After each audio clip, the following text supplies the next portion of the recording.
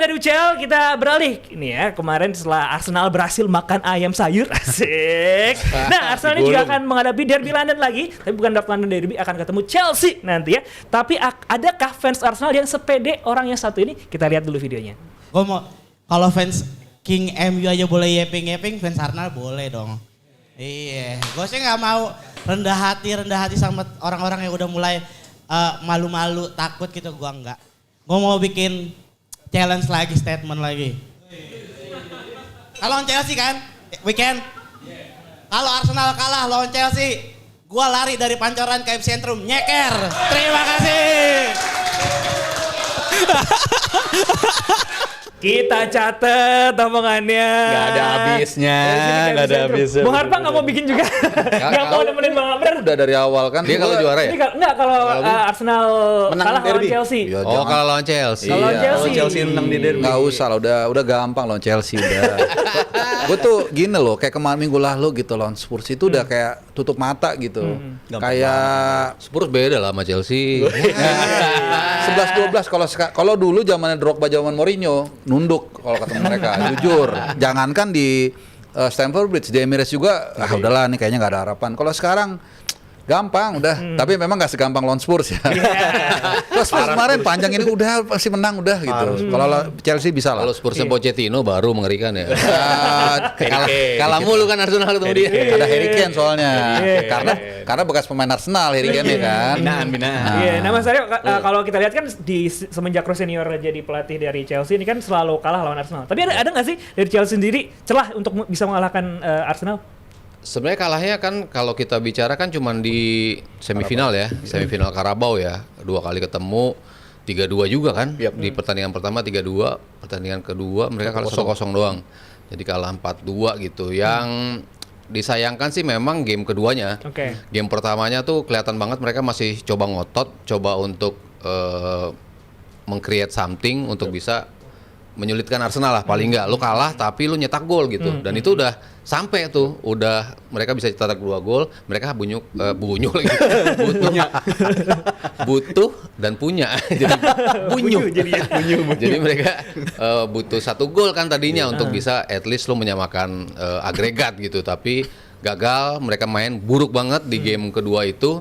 Sehingga ya udah mereka jadinya kalah sama Arsenal. Tapi kan ini pemandangan yang kita lihat Chelsea di musim ini ya seperti itu. Lo nggak pernah ngelihat mereka yang betul-betul convincing ya. Dari sisi permainan naik turun. Bahkan kalau ngelihat rentetan pertandingan yang akan mereka hadapi 8 pertandingan terakhir itu, potensi mereka kehilangan poinnya tuh sangat banyak. Dimulai dari lawan Arsenal itu. Kalau mereka betul sesuai dengan kesulitan yang mereka hadapi, mereka akan end up di peringkat ke-6. Which is mereka nggak lolos ke Liga Champion. Kelima tuh mereka masih Inggris paling nggak akan lolos ke Liga Champion gitu dengan 5 wakil karena mereka bagus banget performanya di musim ini. Tapi peringkat ke-6 artinya step back dari apa yang mereka dapatkan bersama Maresca kan di musim lalu. Mereka masuk 4 besar, mereka sampai masuk lagi ke Liga Champion, bahkan menjadi KJD juga kan bersama Maresca. So Rosenior menurut gua belum punya kemampuan untuk bisa membalikan rasa percaya diri Chelsea. Banyak pemain yang turun dari sisi performance, walaupun Palmer udah mulai kelihatan sparksnya dikit-dikit nih. Tapi pemain-pemain yang tadinya nunjukin kualitas kayak João Pedro bisa dibilang agak sedikit turun kualitasnya. Even Garnacho yang awalnya bagus sekarang kayak gak kelihatan lagi. Jadi MU makin seneng gitu ketika lo ngelepas Garnacho gitu. Tapi di luar itu banyak juga dari aspek teknis yang Chelsea tuh emang nunjukin lu nggak punya cukup kualitas. Mereka punya expected goals yang begitu bagus. Mereka punya sepertiga terakhir touch di dalam yang begitu banyak. Tapi conversionnya adalah 4 paling bawah dari sisi conversion dari peluang yang mereka dapatkan. Expected goalsnya nggak pernah nyampe. Expected goalsnya misalnya 4 gitu. Mereka cuma dapat 1 atau 2 gol gitu. Selalu di bawah dari expected goals. Artinya mereka nggak live up to create chance yang mereka create gitu. Mencetak golnya tuh nggak cukup. Nah itu yang membuat problem terus. Di luar aspek itu, aspek bola mati. 12 gol mereka kebobolan dari bola mati. Itu nomor 3 kali ya terburuk di Premier League musim ini. Itu nunjukin juga hal-hal yang belum dibenahi juga oleh senior gitu. Jadi ya gue ngeliat ketemu Arsenal yang jauh lebih mapan dari segala aspek. ya gue rasa it will be a win for Arsenal sih. Dan ini kayaknya juga pembuktian juga ya buat para pemain Chelsea, terutama Joao Pedro yang dari awal musim kalau kita lihat kan ini pemain yang salah satu yang nyetelnya cepat juga nih, tapi semakin kesini semakin menurun gitu. Kalau betul, ya nggak, ini pembuktian nggak buat mereka ini? Sebenarnya agak menurun memang kalau dibandingkan dengan konversi sebelumnya agak menurun, tapi memang kalau dari segi angka yang dia bisa produksikan emang udah nggak jauh dari angka yang seharusnya dia konversi. Dalam artian memang jumlah peluang yang dia create tuh nggak masif itu gitu, karena karakteristik dia kan memang bukan striker yang goal getter. Nggak sebanyak Jackson ya. Jackson peluangnya banyak banget, emang nggak ngegolin. Kalau dia emang nggak ngegolin, tapi bikin Palmer makin gacor kan. Membuka ruang gitu. Nah dia tuh si Pedro ini emang lebih karakteristik ala-ala Firmino dia tuh. Bahkan data juga menunjukkan dia paling mirip mainnya sama Firmino, buka ruang, link up play. Jadi kalau untuk ngarepin dari gol, memang bukan ngarepin dari dia. That's why angka dia udah mulai mandek dan nggak naik-naik lagi. Tapi beberapa kali ketika dia main sebagai pemain pengganti lawan Napoli, dia masih main bagus. Di beberapa kali di era Rossenior juga dia mainnya bagus. Jadi sesuai kapasitas dan peran dia aja lah. Tapi kalau untuk golin memang nggak bisa diharapin. Mungkin satu-satunya hal yang bisa gue harapin dari Rossenior ngelawan Arsenal besok, dia belajar dari 2 pertandingan di Carabao Cup tersebut. Karena di leg kedua itu kelihatan banget dia masih overthink, masih tipikal pelatih baru banget lah. Karena Chelsea udah 84 game nggak main di sistem 3 back, tiba-tiba main lagi dengan sistem 3 back. Itu udah rentetan yang udah panjang banget, mereka nggak main di 3 back udah 1 tahun setengah, tapi tiba-tiba jadi main 3 back lagi demi main di leg kedua lawan Arsenal. Itu situasi menurut gue, ngapain lu mikir se-ekstra seperti itu, padahal lu leg pertama bisa nyakitin Arsenal gitu dengan nyetak 2 gol ke gawang mereka. Jadi menurut gue kalau Rossenior bisa belajar dari 2 leg tersebut, ini kita bisa punya game yang berbeda lah untuk pertandingan besok di Emirates. Belajar untuk tidak memainkan Liam Delap. Jangan, terutama jadi sayap kanan. Nggak perlu main jadi sayap kanan. Buat apa striker jadi sayap kanan tuh nggak perlu. Dan kedua, Chelsea itu menurut gue musim ini yang paling bikin mereka agak terpuruk ya faktor red card itu ya. Bahkan masih di pekan terbaru lawan Burnley pun masih terjadi juga. Bisa-bisanya red card masih terus terjadi, dan mereka tim ranking 20 dari segi disiplin.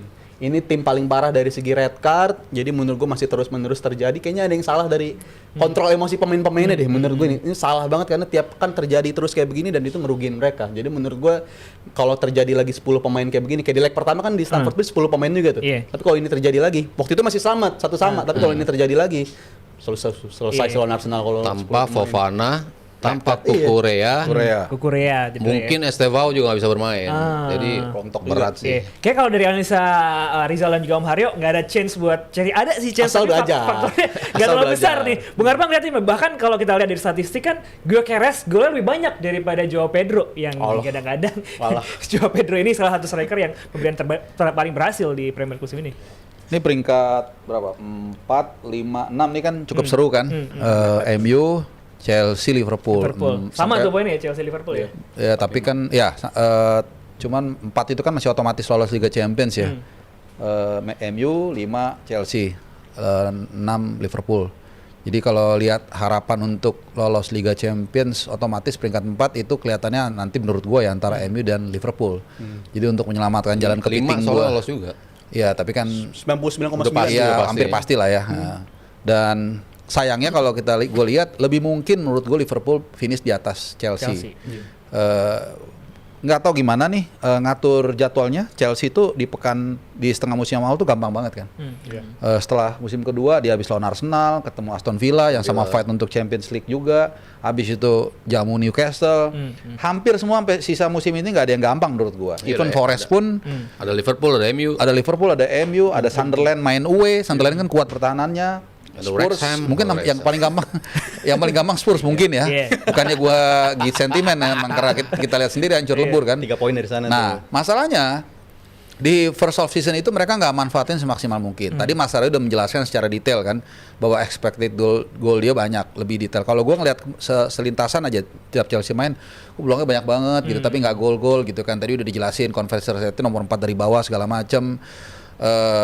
Tapi juga itu faktor satu, faktor kedua, kemudian juga Palmer juga kan, mereka sangat tergantung dengan Palmer, tapi dia juga cedera, Kukurea lagi gini juga absen gitu. Jadi menurut gue sih dengan serangkaian bertubi-tubi masalah dan juga kegagalan mereka untuk meraup poin semaksimal mungkin di first half season, menurut gue itu membuat mereka agak susah untuk merangkak atau naik ke peringkat 4. Apalagi mereka banyak hilang poin itu dari situasi unggul juga ya. Dari situasi unggul mereka sebenarnya Chelsea masalahnya musim ini tuh bisa main bagus tapi main bagusnya bukan 90 menit gitu. Satu babak at least. Satu babak tuh mereka bisa main bagus tapi skornya nggak bisa nambah lebih dari 1 dan hasil kayak contoh lawan Burnley yang terakhir kekejar di menit-menit terakhir. Itu banyak banget terjadi bagi Chelsea musim ini dan memang itulah yang terjadi kalau menurut gua lagi-lagi tim yang nggak punya sosok leader ya. Sosok yang leader yang bisa tenangin tim-tim lu, apalagi rata-rata usia mereka paling muda dibandingkan tim-tim Premier League lain di musim ini ya, di bawah 25 tahun semua. Jadi menurut gue ini situasi agak mengganggu bagi mereka. Pelatihnya pun juga bukan pelatih yang berpengalaman banget untuk bisa nenangin di ruang ganti. Jadi menurut gue pembelajarannya masih banyak banget. Tapi kalau untuk Chelsea masih tim yang learning curve. Tapi gue setuju ini mereka tim yang paling berpotensi kelempar dari zona UCL di musim ini dibandingkan dengan MU dan juga Liverpool. Oke, di tengah banyaknya pemain Chelsea yang absen, kita punya prediksi line up yang akan diturunkan kedua tim antara Arsenal menghadapi Chelsea. Ini dia kalau kita lihat Gyökeres di depan udah pasti Gyökeres, pasti Gusto geser kiri. Malah Gusto. Jamesnya tetap ini biasanya. James ya, Jadi tetap main ya. Tengah Tosin sama Chalobah. Tapi kayaknya PR Chelsea dari musim lalu dan musim-musim sebelumnya tuh kayaknya gak ada leader di lini belakang ya. Sampai sekarang masih jadi PR ya lini belakang. Terjadi terus. Soalnya Enzo-nya naik. Enzo-nya makin bagus di depan. Makin ke depan ya. Makin bagus di depan, makin sering cetak gol dalam posisi kan dia nyari ruangnya bagus tuh. Sehingga di kedalamannya murni Caicedo doang di situ. Sementara di belakang ya kan gue selalu bilang ketika lo pertama dulu mereka nggak mempercayain kiper kan dirotasi terus tuh. Tapi sekarang ya lo ketika lo terus-terusan make Sanchez kan mau nggak mau ya mereka dia akan lebih live up tuh ekspektasinya dia bisa nunjukin itu ya kayak kepercayaan yang diberikan pada Raya kan selalu gue nyontohinnya seperti itu. Tapi Raya bisa kayak gitu karena depannya kan firm. Si Gabriel sama Saliba terus-terusan bisa ngayomin dia lah. Sementara di Chelsea kan lu pairingnya ganti terus tuh. Cedera juga. Sama kayak Real Madrid selalu rotasi terus. Mau Badiashile lah, mau Chalobah lah, mau Tosin lah. Mereka tuh nggak pernah ada komposisi yang firm di dua back. Fofana yang tadinya ada, sebelumnya juga si siapa yang muda tuh? Aci Empong. Bukan yang muda yang Empong main. Colwill cedera. Levi Colwill. Jadi kan lo nggak punya kombinasi yang firm gitu. Padahal awalnya Colwill sama Fofana yang betul-betul andalan utamanya gitu. Begitu lo ganti-ganti terus ya itu posisinya goyang terus. Makanya kenapa mereka sering kebobolan dari bola-bola mati, dari corner mereka sering banget kebobolan ya karena koordinasi yang begitu buruk gitu di antara lini belakang yang jarang bermain bersama. Kayak kalau di atas kertas kayaknya Arsenal ya yang lebih unggul kan ya. Ini big game buat Gyökeres juga nih karena banyak yang orang bilang di game lawan Spurs terakhir kayaknya Arsenal mulai nemu cara mainin Gyökeresnya. Apalagi gue inget juga di leg pertama Carabao tuh Gyökeres main lawan Arsenal bagus banget juga. 3 gol yang mereka ciptakan tuh ada peran dari Gyökeres. Jadi big games buat Gyökeres dan kalau emang dia dan bisa Eze belakangnya. Eze mensupport di belakangnya ini harus pembuktian jangan cuma bagus lawan Spurs doang karena lawan Spurs kayak semuanya juga bagus musim ini kan. Buat Gyökeres sih pembuktian bagi dia nih. Gue tadi yang lu bilang Gyökeres golnya udah nyamain Pedro, ya itu karena Gyökeres kan lihat golnya lawan Big Six, siapa yang dia cetak lawan Big Six? Dia hampir nggak ada gol lawan Big Six, tapi kalau lawan tim yang kayak Leeds dia bisa nyetak gol, lawan Nottingham Forest dia bisa nyetak gol. Makanya ini waktu yang tepat bagi dia buat ngebuktiin dia bukan cuma efektif buat lawan tim-tim yang di papan bawah doang, tapi lawan tim yang bersaing di papan atas. Gyökeres nih big time buat dia lah. Apalagi di tengah Yesus kan kita jagoin tuh di awal tahun. Yesus sembuh nih bisa ngeganggu si Gyökeres, tapi ternyata kalau game kayak kemarin terus, ini peran bagi Gyökeres bisa terasa. Bergen nih 60 juta rasa Bergen nih kalau dia bisa ngebuktiin sampai akhir musim. Bung Arbak ngeliat nama-nama ini Bung Arbak gimana? Indah banget ya. Lihat tuh apalagi Gabriel sama Saliba udah dibawa di depannya. Merem lah ya ini ya. Hah? Merem lah ya. Iya, jangan merem lah. Satu Gabriel, Saliba, Zubimendi, Rice. Iya, lengkap banget. Kalau itu udah tinggal kepada pelatih sih gimana untuk membuat mereka tetap tetap tenang, nggak. Kalau kita kan fans kan boleh sombong ya. Kalau pemain jangan. Nah, walaupun mereka komplit, Gyökeres juga udah mulai bisa cetak gol, udah enak. Zubimendi juga udah nggak bikin yang aneh-aneh. Ya udah tinggal mereka gimana untuk nggak overconfident itu aja udah. Karena di atas kertas yang lu bilang ya harusnya Arsenal menang. Gitu mau 1-0 kayak mau apapun caranya, pokoknya yang penting sekarang menang kan lewat ini dan berharap ya kalau sebagai fans Arsenal, City kepleset karena kan masih ada one game in hand mereka kan, walaupun Sebagai fans City maunya Arsenal kepleset di sini. iya Harapannya ini. kan nggak ada fans City untung di sini kan, jadi gue mewakili Mas Aryo yang mewakili ya, jadi sih harusnya nih Arsenal. Iya. Berapa kira-kira? Nggak akan gampang juga, tetap bagaimanapun juga ya mereka punya Caicedo segala macam ya 3-0. Gak akan gampang 3-0. Terakhir mereka bisa menang itu 2021. Itu Chelsea? iya, existing playernya cuman Reece James. Iya. Tengahnya Jorginho, Makanya gue bilang kalau Mendy, kalau dulu Mason Mount masih di situ, Havertz masih di situ. Mereka terakhir menangnya tuh 2021 dan kayaknya terlalu berat kalau ngelihat kualitasnya Arsenal ya. Gue tetap ngelihat Arsenal menang. Cuman kan Chelsea begitu ketemu PSG bisa kayak gitu. Ketemu Barcelona bisa dibantai 3-0.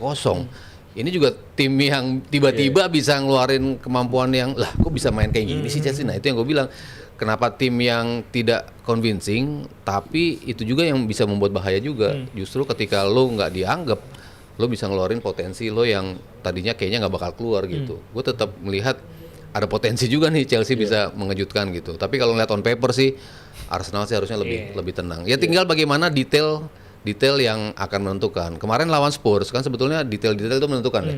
Ketika satu ada kesalahan waktu lu jaga Saka, langsung umpan dan itu jadi gol pertama. Kesalahan dari lini belakang Spurs. Lalu dibalas Kolomuani, kesalahan dari Declan Rice. Ada blunder yang bisa mengubah jalannya laga. Nah kalau itu bisa terjadi di Arsenal, ya Chelsea juga siap menghukum juga. Palmer juga kalau dapat bola tiba-tiba kerebut transisi bisa bikin gol, João Pedro juga bisa gitu, Pedro Neto juga bisa kayak gitu. Ada beberapa pemain yang bisa memunculkan potensi yang mengejutkan di sisi Chelsea. Tinggal kita lihat apakah Arsenal memang udah sesembuh itu di game lawan Spurs, karena sebelum lawan Spurs ada game lawan Wolves juga, kita nggak bisa lupa dari game tersebut gitu. Dua laga imbang Dua game kan? Iya, 2 game yang berturut-turut Imbang, mereka rasa kalah. hilang poin dan rasa kalah, dan menurut gue pembuktian bagi mereka apakah mereka udah bisa menghilangkan periode buruk itu, karena ternyata City dan Arsenal tuh kalau kita ini ya head to headin dalam 9 game terakhir tuh hampir mirip gitu, identitas lagi. Di era digital. Identik antara City dan Arsenal. Identitas lagi, identik.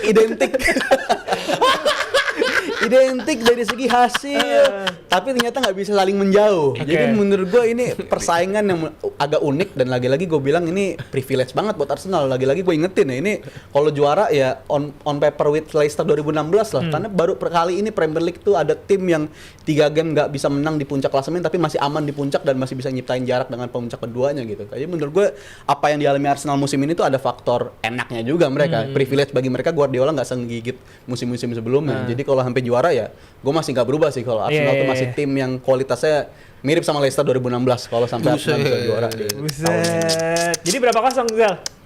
Arsenal menang. Ini udah sampai poin Arsenal bakal menang sampai akhir, City juga bakal menang sampai akhir. Miripnya cuman Okazaki tuh mirip sama Iya. Martinelli itu doang miripnya. Idealnya itu begitu tuh. Mahrez mirip Saka, tapi lainnya mah enggak lah buset. Kalau dari segi head to head sih enggak Mas, maksudnya dari segi persaingannya, karena gue belum pernah Yang lain lihat. nggak bisa ngasih saing. Iya, gue nggak ngeliat dalam 6 tahun 7 tahun terakhir ada tim di puncak klasemen tuh hilang menang 3 game 4 game tuh masih ada di puncak gitu. Liverpool hilang 1 game doang kalah lawan City, nggak ada di puncak lagi.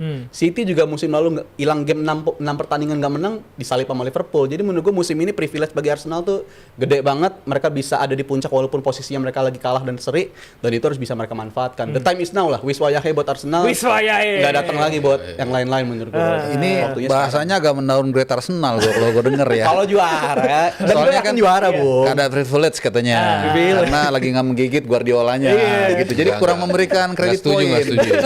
Gue kurang setuju gue. Emang jago Arsenal. Musim ini jago. Musim ini. Tapi ya ada privilege-nya. Makanya Tetap waktu ada. sama Wolves orang rame, parah gitu. Ulang tenang aja kayak jagoan, kalah dulu sebentar, ntar bangun lagi. Biar ada drama-dramanya dikit. Iya, Asik. kelihatan lah, udah kelihatan tuh auranya tuh, udahlah. Aura-aura.